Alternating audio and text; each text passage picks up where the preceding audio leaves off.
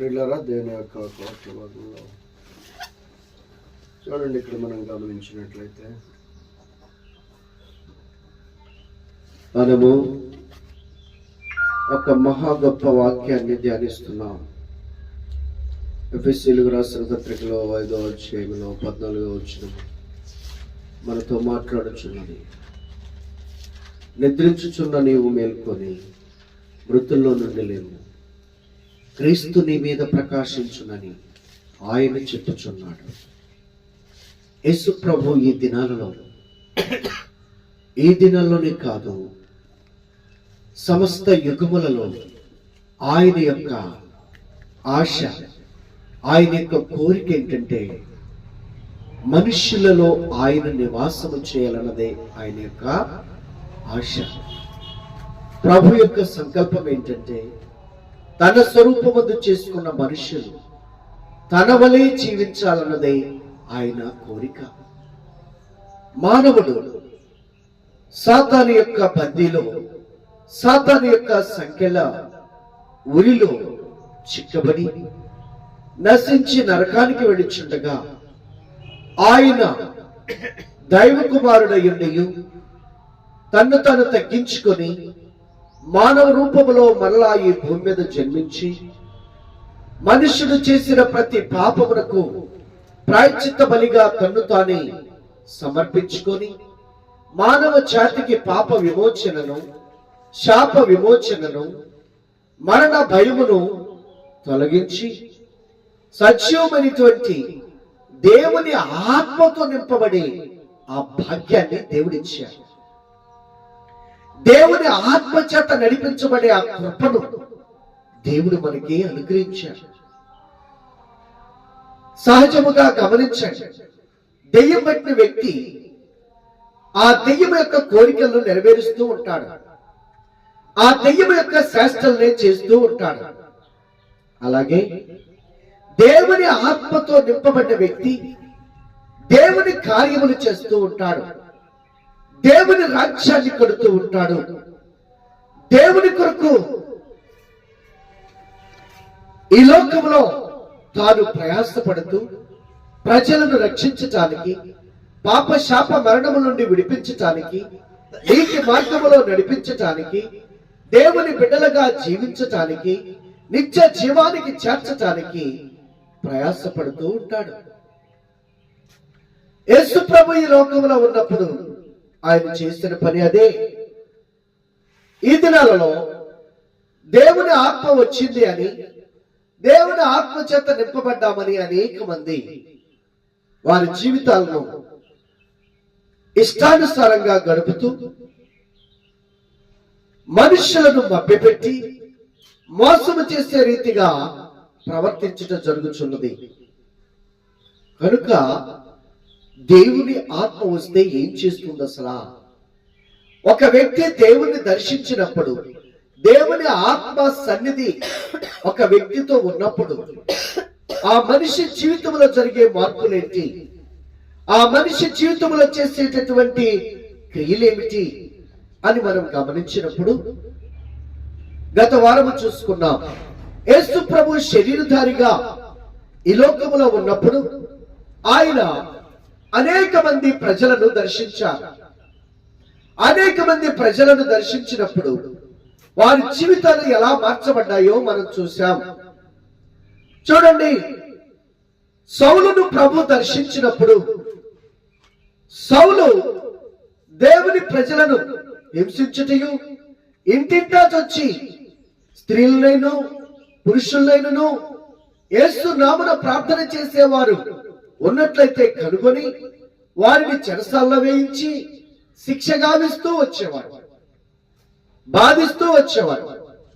కానీ దేవదేవుడు ఆయన్ని దర్శించినప్పుడు, దేవుని సన్నిధితో ఆయన నింపబడినప్పుడు, దేవుని ఆత్మ ఆయన్ని తాకినప్పుడు తన పాపమును ఒప్పుకొని విడిచిపెట్టాడు. తన అతిక్రమలకు తాను పశ్చాత్తాపడ్డాడు. ఆ తర్వాత ఏ సువార్త కొరకు శిష్యులు ప్రయాసపడుతుంటే వారిని బంధించి హింసించాడో, అదే సువార్త ప్రకటిస్తూ, అదే యేసు నామమును ప్రచురపరుస్తూ అనేక దేశాలు 4 ఖండాలకు వెళ్ళి అనేక దేశాలలో యేసు సువార్తను ప్రకటించాడు, అనేక మందిని రక్షించాడు. అది దేవుని ఆత్మ. దేవుని ఆత్మతో నింపబడిన వాడు దేవుని కార్యముల కొరకు ప్రయాసపడతాడు, దేవుని సువార్త వ్యాప్తి కొరకు ప్రయాసపడతాడు, నశించున్న ఆత్మను రక్షించుట కొరకు ప్రయాసపడతారు. ఇది పరిశుద్ధాత్మ చేసే కార్యాలు, ప్రభు యొక్క ఆత్మ చేసే కార్యాలు. జక్కీని దర్శించినప్పుడు జక్కీ జీవితంలో ఎప్పుడైతే ప్రభు సన్నిధి ఆయన్ని తాకిందో, ఎప్పుడైతే పరిశుద్ధ దేవుని యొక్క ఆత్మ ఆయన్ని సంధించిందో, తన హృదయంలో ఉన్న పాపము బయటకు వచ్చింది. అంతరంగంలో దాగి ఉన్నటువంటి చీకటి జీవితము బయటకు వచ్చింది. తాను చేస్తున్నటువంటి మోసములు, అబద్ధములు, అక్రమైనటువంటి అన్యాయమైనటువంటి సంపదను గురించి పశ్చాత్తాపడ్డాడు. ఆస్తిలో సగం పేదలకు ఇచ్చాడు. ఎవరి యొద్దనైతే అన్యాయముగా తీసుకున్నాడో 400 చెల్లించాడు. ఆ తర్వాత గొప్ప బిషప్ అయ్యాడు. ఆయన గొప్ప బిషప్ అయి ఎంతో మంది సేవకులను సిద్ధం చేసి ఎన్నో ప్రాంతాలకు సువార్తకు పంపించి అనేక ఆత్మలను రక్షించాడు. ఇది దేవుని ఆత్మ చేసే కార్యాలండి. కానీ ఈ దినాలలో పరిశుద్ధాత్మ వస్తుందంటూ కేకలు వేస్తూ, కొబ్బర పెడుతూ, రకరకాలుగా అరుస్తూ, గేలి చేస్తూ ఎంతో భయంకరంగా చేస్తున్నారు. వారి జీవితాల్లో దేవుని కార్యాలు లేవు, దేవుని కొరకు బ్రతికే బ్రతుకు లేదు. కనుక జాగ్రత్తగా గమనించాలి. సమరయ స్త్రీని ప్రభు దర్శించినప్పుడు, సమరయ స్త్రీతో ప్రభు మాట్లాడుతున్నప్పుడు, ఆయన ఆత్మ ఆమెను సంధించినప్పుడు, ఆయన సన్నిధి ఆమెతో ఉన్నప్పుడు ఆమె హృదయంలో ఉన్న పాపము బయటకు వచ్చింది. దేవుని ఆత్మ ఏం చేస్తుంది? వచ్చి పాపమును గూర్చియు, నీతిని గూర్చియు, తీర్పును గూర్చియు లోకమును ఒప్పింప చేయునది. ఇది దేవుని ఆత్మ చేసే పని, దేవుడు చేసే పనిది. మరి దినాలలో దేవుని ఆత్మ వచ్చినటువంటి వారు, దేవుని ఆత్మతో నింపబడిన వారు పాపమును గురించి ఒప్పింప చేసేటటువంటి సత్యాన్ని బోధిస్తున్నారా? నీతి మార్గంలో జీవించేటువంటి జీవితాన్ని గురించి వివరిస్తున్నారా? మానవ జాతికి ఒక తీర్పును అనేటటువంటి భయమును ప్రజల్లోనికి స్వేచ్ఛగా స్వాతంత్ర్యముతో ప్రకటించగలుగుతున్నారా? లేదు ప్రియులారా. దేవుని ఆత్మ యేసు ప్రభు అయితే నీ మీద నా మీద ప్రకాశించాలని కోరుకుంటున్నారు. సౌలు మీద ప్రకాశించినప్పుడు ఆయన వెలుగు, ఆయన జీవము, ఆయన శక్తి ఆయన ద్వారా ప్రజల్లోనికి ప్రవహించింది. జక్కీలోనికి వచ్చిన దేవుని శక్తి, దేవుని ఆత్మ, దేవుని వెలుగు ఆయన ద్వారా అనేక మంది ప్రజల్లోనికి ప్రవహించింది.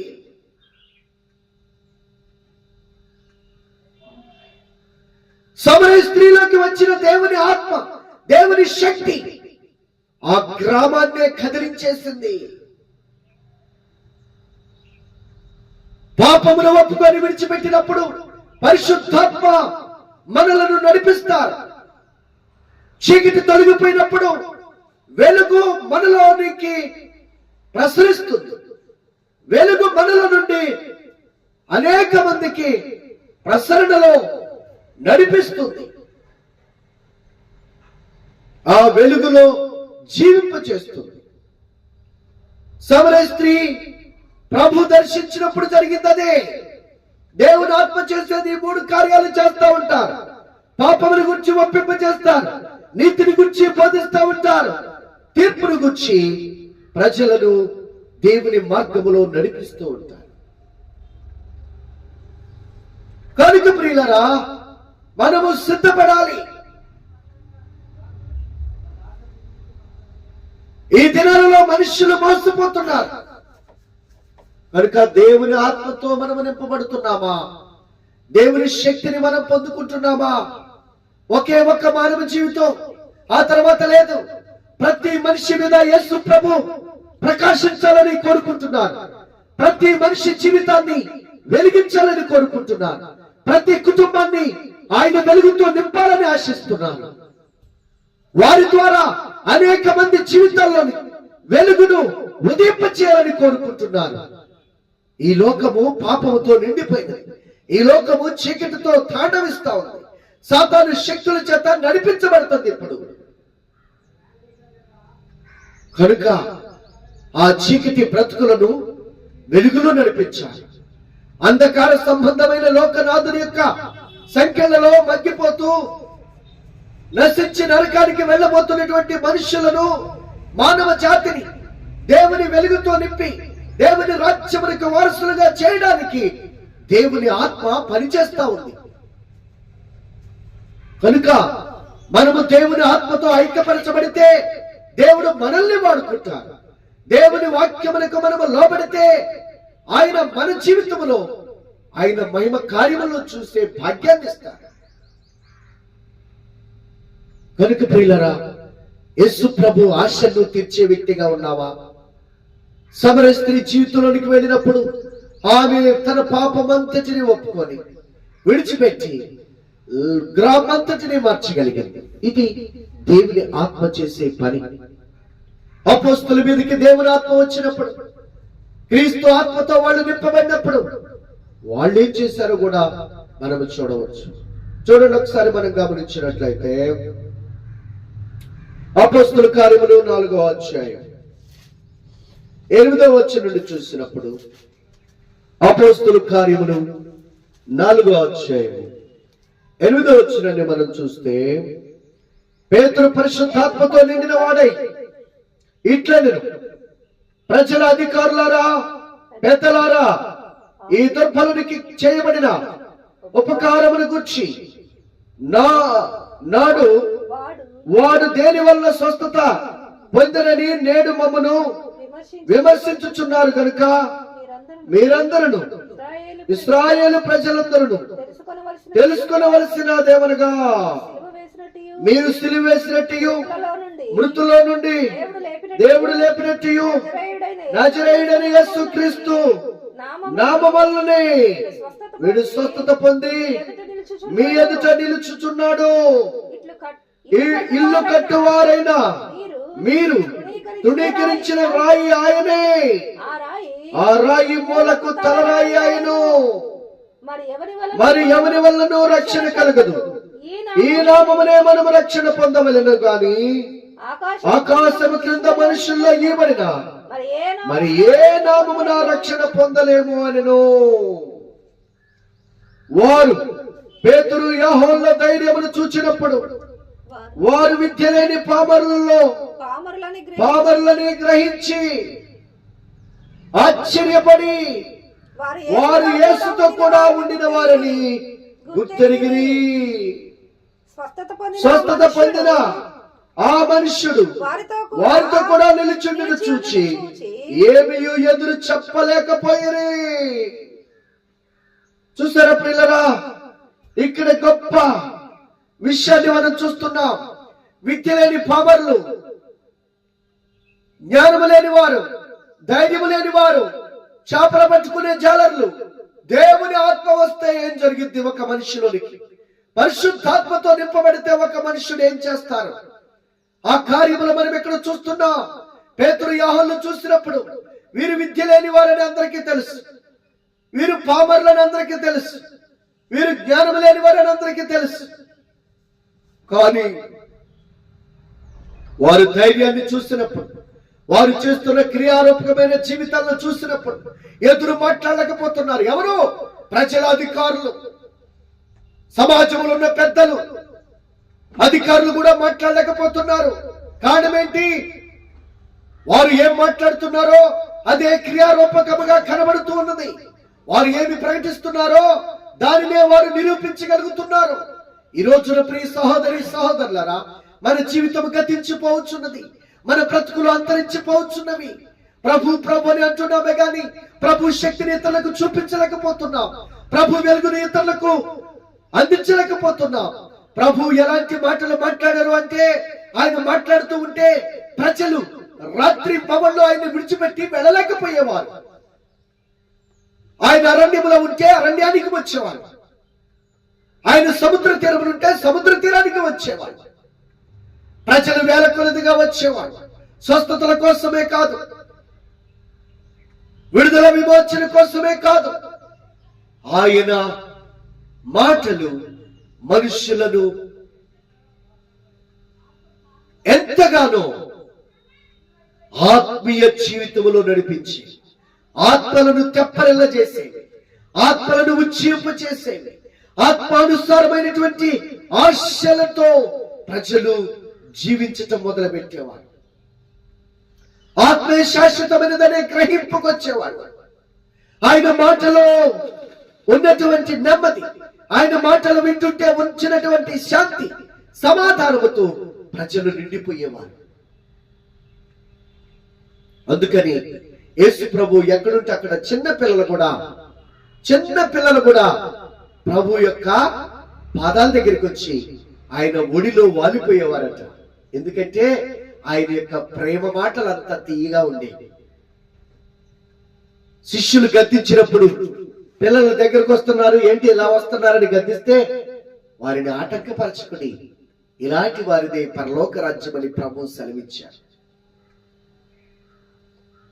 పేతురుని, మీరు కూడా నన్ను విడిచిపెట్టి వెళ్ళిపోతారా అంటే పేతురు అంటాడు ఒక మాట, ప్రభువా, జీవజలపు మాటలు కలిగిన మిమ్మల్ని విడిచిపెట్టి మేము ఎక్కడికి పోగలము?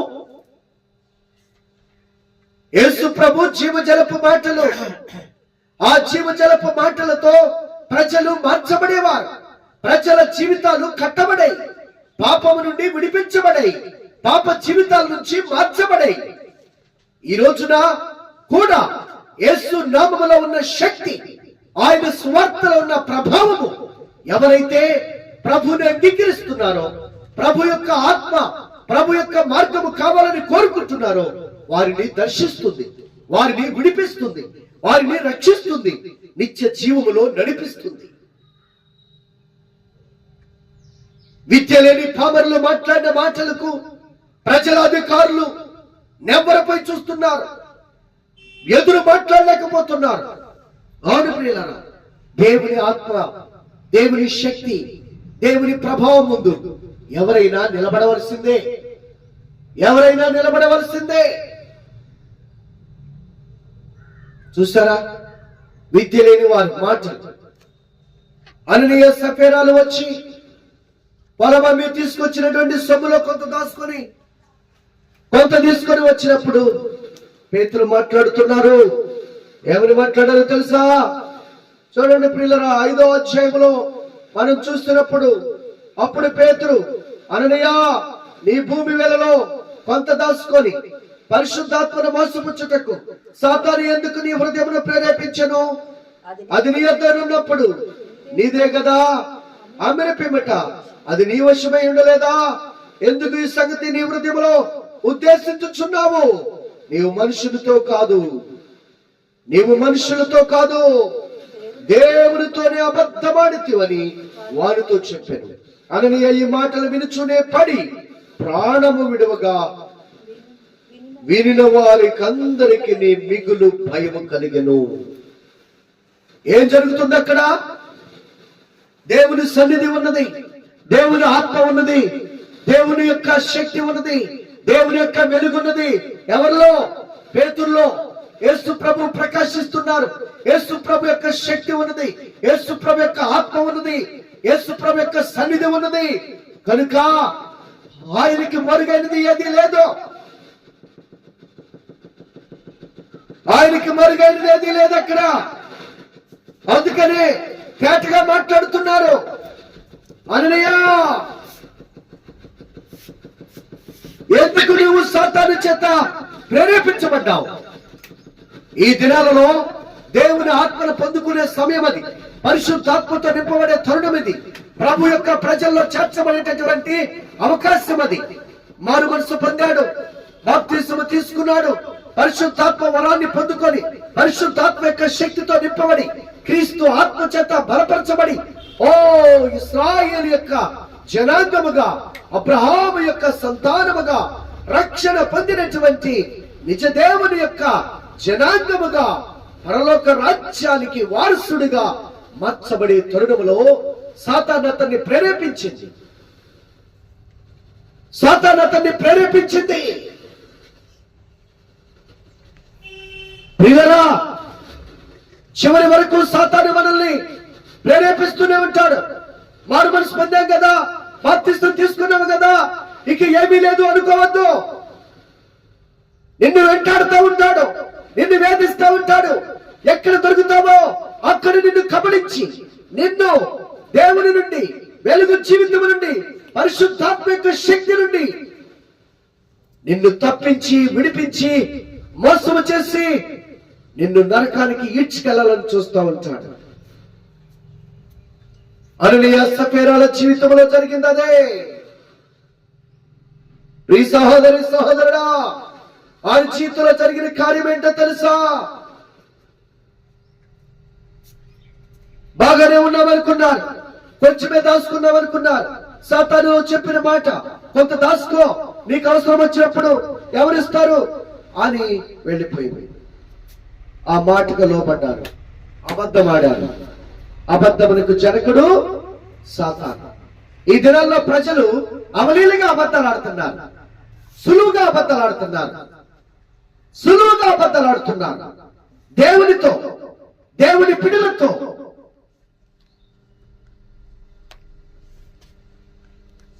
నీవు మనుషులతో కాదు, దేవుడితో నువ్వు అబద్ధమాడావు. ఎవరున్నారు అక్కడ? పేతురులో ప్రభు ఉన్నారు.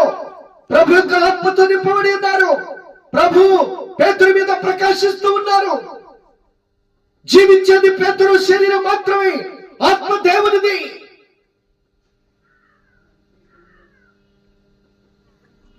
అని అనుకున్నాడు. నేను పేతురుతో మాట్లాడుతున్నాను అనుకున్నాడు. పేతురు ఏమన్నాడు? నువ్వు మనుషులతో కాదయ్యా, దేవుడితో నువ్వు అబద్ధం ఆడుతున్నావు. దేవుడు సన్నిధి ఉన్నదనే విషయము కోల్పోయాడు. ఎప్పుడైతే సాతాను ప్రేరేపణకు లోపడ్డాడో, ఎప్పుడైతే సాతాను ప్రేరేపణకు విధేయుడైపోయినాడో, అప్పుడే ఆయన ఆత్మనేత్రములు మూయపడిపోయినాయి. ఆత్మ సంబంధంగా గుడ్డివాడైపోయినాడు. ఈ దినాల్లో ప్రజలు ఎంతో మంది ఆ విధముగా ఆత్మనేత్రములు మూయబడిపోతున్నాయి, ఆత్మీయముగా గుడ్డివారైపోతున్నారు. దేవుని ప్రేమ వారికి లేదు. దేవుడు చూస్తున్నాడనే గ్రహింపు, దేవుడు వింటున్నాడనే గ్రహింపు వారికి లేదు. కనుక ప్రియ సహోదరి సహోదరులారా, ఈ రోజున సాతాను నిన్ను ప్రేరేపిస్తుందా? పరిశుద్ధ దినాన్ని ఆచరించకుండా, ఉపవాస దినాన్ని పాటించకుండా, పరిశుద్ధాత్మ శక్తిని పొందుకోకుండా, అనేకులకు దేవుడు నిన్ను ఆశ్రదకరంగా మార్చాలని ఆయన ప్రణాళికను గైకొనకుండా సాతాను నిన్ను ప్రేరేపించి ప్రక్కదారి పట్టిస్తుందా? దేవుడి నీ ద్వారా ఆయన మహిమ పొందాలని ఆశిస్తున్నా. దేవుడి నీ ద్వారా ఆయన కృపను అనేకులకు, నీ కుటుంబ బిడ్డలకు, నీ రక్త సంబంధులకు, నీ బంధువులకు, నీ స్నేహితులకు, నీ ఎరుగు పొరుగు వారికి, నీ గ్రామానికి నిన్ను ఆశీర్వదకరంగా చేయాలన్నది దేవుని ఉద్దేశం, దేవుని ప్రణాళికలు. నువ్వు పరిపూర్ణంగా దేవునికి లోబడితే ఆయన ప్రణాళికలు నీలో మొదలవుతాయి. నువ్వు పరిపూర్ణంగా దేవునికి విధేయుడు అయితే ఆయన పరిశుద్ధాత్మ నీ మీద ఆవరించింది. అప్పుడు ఆయన నిన్ను సర్వసత్యములోనికి నడిపిస్తుంది. నిన్ను వెలుగు మహిమగా, ఒక వెలుగు కిరణముగా, వెలుగు జ్యోతిగా ప్రకాశించే జీవితము దేవుడు నీకు ఇస్తాడు. నీ మాటల ద్వారా, నీ ప్రవర్తన ద్వారా, నీ క్రియల ద్వారా అనేక మంది రక్షించబడతారు. ఇది దేవుని యొక్క సంకల్పం. దేవుని ఆత్మతో నింపబడితే ఒక మనిషి జీవితం ఎలా ఉంటుంది? స్టెఫెన్ మీదకి దేవుని ఆత్మ వచ్చింది. స్టెఫెన్ లో దేవుని ఆత్మ వచ్చినప్పుడు స్టెఫెన్ ఎలా ఉన్నాడో చూడండి. ఇతడు కూడా ఒక విశ్వాసి స్టెఫెన్. కానీ సంఘములో సంఖ్య పెరిగినప్పుడు అందరికీ ఆహారము వడ్డించటానికి 7 పెద్దలను నియమించుకున్నారు. వారు పరిశుద్ధతోను, నీతితోను, సత్యముతోను, పరిశుద్ధాత్మతో నింపబడినటువంటి వారు. కనుక ఒక విశ్వాసి దేవుని ఆత్మతో నింపబడితే ఎలా ఉంటాడో చూద్దాం. చూడండి, అతన్ని పట్టుకొని చంపడానికి చూసినప్పుడు అతడు మాట్లాడుతున్న మాటలు, అతడు దేవుని వాక్యాన్ని ప్రకటిస్తున్నాడు, దేవుని సత్యాన్ని వివరిస్తున్నాడు. ప్రియులరా, ఎంత గొప్ప విషయాలు! 6వ అధ్యాయం నుంచి కూడా అతడు మాట్లాడుతూ ఉంటాడు. 7వ అధ్యాయం కూడా మాట్లాడుతున్నారు. చూడండి, 7వ అధ్యాయం చివరి మాటలు మనము విందాం. 51 చూస్తే, ముష్కరులారా, హృదయములను చెవులను దేవుని వాక్యములకు లోపరచునలని వారులారా, మీ పితరుల వలె మీరును ఎల్లప్పుడూ పరిశుద్ధాత్మను ఎదిరించుచున్నారు. మీ పితరులు ప్రవక్తలలో ఎవరిని హింసింపకయుండిరి, ఆ నీతిమంతుని రాకను గూర్చి ముందు తెలిపిన వారిని చంపిరి. ఆయనను మీరు ఇప్పుడు అప్పగించి హత్య చేసిన వారైతిరి. దేవదూతల ద్వారా నియమింపబడిన ధర్మశాస్త్రమని మీరు పొందితిరి గాని దాన్ని గైకొనలేదని చెప్పాను. వారి మాటలు విని కోపముతో మండిపడి అతని చూసి పండ్లు కొరికిరి. అయితే అతడు పరిశుద్ధాత్మతో నింపుకొనిన వాడై ఆకాశం వైపు తేరి చూచి దేవుని మహిమను, యేసు దేవుని కుడి పార్శ్వమందు నిలిచుండుటయును చూచి, ఆకాశము తెరవబడియు మనుష్య కుమారుడు దేవుని కుడి పార్శ్వమందు నిలిచుండుటయును చూచుచున్నానని చెప్పెను. అప్పుడు వారు పెద్ద కేకలు వేసి చెవులు మూసుకొని ఏకముగా అతని మీద పడి పట్టణపు వెలుపలికి అతన్ని వెళ్ళగొట్టి రాళ్లు రువి చంపిరి. సాక్షులు సౌలు అనొక యవనుని పాదముల యొద్ద తమ వస్త్రములు పెట్టిరి. ప్రభువుని గురించి మొరపెట్టచ్చు, యేసు ప్రభువా, నా ఆత్మను చేర్చుకొనమని స్టెఫెను పలుకుచుండగా వారు అతన్ని రాళ్లతో కొట్టిరి. అతడు మోకాళ్ళుని, ప్రభువా, వారి మీద ఈ పాపము మోపుకోమని గొప్ప శబ్దముతో పలికెను. ఈ మాట పలికి నిద్రించెను.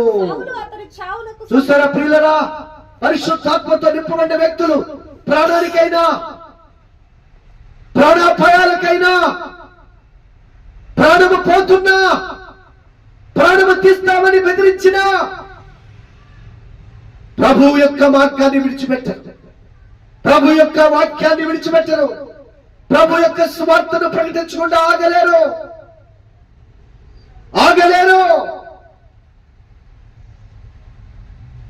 ఈ మధ్య కాలంలో చనిపోయిన ప్రవీణ్ ప్రగడాల గారు,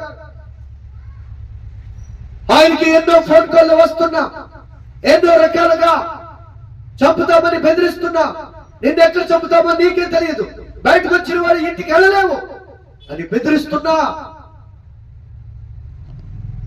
ఐఎమ్ రెడీ, నా తండ్రి సంధికి వెళ్ళడానికి నేను రెడీగా ఉన్నాను, చావడానికైనా నేను సిద్ధంగా ఉన్నాను, కానీ నా ప్రభు రాజ్యాన్ని నేను కట్టకుండా ఆగలే, సువార్త ప్రకటించకుండా ఆగలే. పరిశుద్ధాత్మ చేత నింపబడిన ప్రజలు, దేవుని ఆత్మ చేత నడిపించబడే ప్రజలు సువార్తను ప్రకటించకుండా ఆగలేరు. స్టెఫెను జీవితాన్ని చూడండి. వాళ్ళందరూ తొమ్మిగా వచ్చారు, కొడుతున్నారు, రాళ్లతో కొట్టి చంపేస్తున్నారు. ఆయనను ఏమన్నాడుతో, ముష్కరులారా, మీ హృదయములను చెవులను దేవుని వాక్యానికి లోపరచవలని వారులారా, మీ పితరుల నుండి మీరు పరిశుద్ధులైన వారిని, ప్రవక్తులైన వారిని చంపుతూ వస్తున్నారు. ఇప్పుడు కూడా ఆ దైవ కుమారుని ఈ లోక రక్షకుడును అన్యాయముగా, అక్రమముగా, హత్యగా వించున్నారు. మీరు ఎంత బలముగా ప్రకటిస్తున్నాడో చూడండి, ఎంత ధైర్యముగా బోధిస్తున్నాడో చూడండి. అవును ప్రియులారా, దేవుని ఆత్మ, దేవుని శక్తి ఈ దినాలలో ఎక్కడ చూస్తే అక్కడ హఠాత్తు మరణాలు, అకస్మాత్తు మరణాలను మనం చూస్తున్నాం. జాగ్రత్త. మన జీవితము నీటి పొడుగు లాంటిది, ఎండిగడ్డి లాంటిది, అడవి పువ్వు లాంటిది, గడ్డి పువ్వు లాంటిది. కనుక దేవుని ఆత్మతో మనం నింపబడాలి.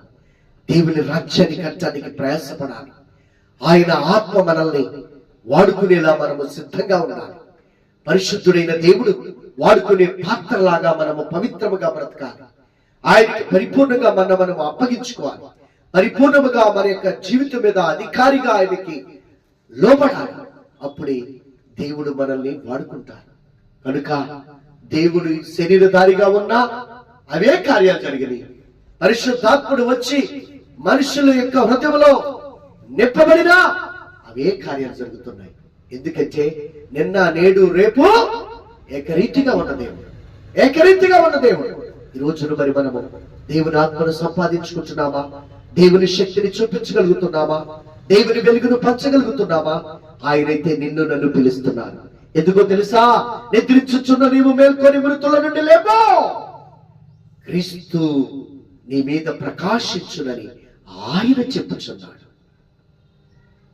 విద్యలేని పామరుల మీద ఆయన ప్రకాశించినప్పుడు ఎంత ప్రభావము చూపిందో, సమాజంలో ఎంత మహిమ కార్యములు జరిగినాయో మనం చూస్తున్నాం.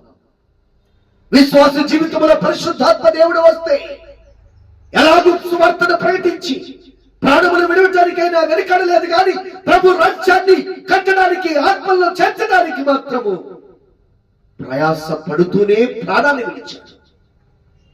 ఈ రోజున మరి మనము మన జీవితం ఎలా గడుస్తుంది?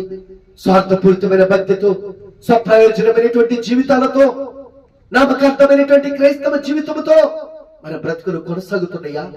లేక దేవుని ఆత్మను పొందుకొని యేసు ప్రభువా నా మీద ప్రకాశించు, ఒకే ఒక మానవ జీవితము నన్ను కూడా వాడుకో, ఎవరికి మహిమకరముగా, ఎవరికి వెలుగుగా, ఎవరికి జీవాన్ని పంచే వ్యక్తిగా నన్ను చేయాలని నన్ను ఇంకా బ్రతికిస్తున్నావో, నీ ప్రభావము, నీ వెలుగు, నీ ఉద్దేశములు, నీ ప్రణాళికలు నా జీవితంలో నెరవేర్చున్నాయని ప్రార్థించగలుగుతున్నామా?